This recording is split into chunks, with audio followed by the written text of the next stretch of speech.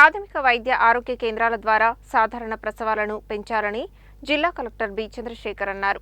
గర్భిణీ స్త్రీలకు ప్రతి నెల నిర్వహించే పరీక్షలను సక్రమంగా నిర్వహించి ప్రసవ సమయానికి ప్రసవం జరిగేలా చూడాలని చెప్పారు. మంగళవారం ఆయన నల్గొండ జిల్లా కనగల్ మండలం పర్వతగిరి ఆరోగ్య ఉప కేంద్రాన్ని ఆకస్మికంగా తనిఖీ చేశారు.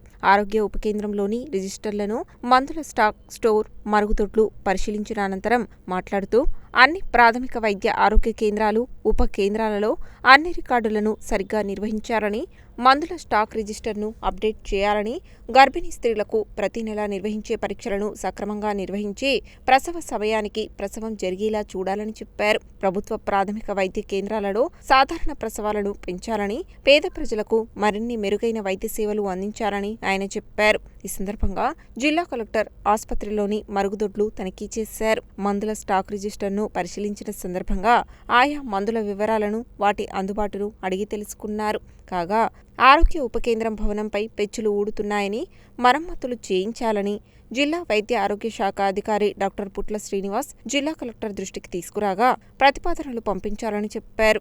జిల్లా వైద్య ఆరోగ్య శాఖ అధికారి డాక్టర్ పుట్ల శ్రీనివాస్, డిప్యూటీ డిఎంహెచ్ఓలు డాక్టర్ వేణుగోపాల్ రెడ్డి, డాక్టర్ కృష్ణవేణి, జిల్లా క్షయ నియంత్రణ అధికారి డాక్టర్ కళ్యాణ్ చక్రవర్తి, మెడికల్ అధికారి రామకృష్ణ, ఎంఎల్హెచ్పి ఊర్మిళ, ప్రియదర్శిని, ఆశ, ఏఎన్ఎంలు తదితరులు ఉన్నారు.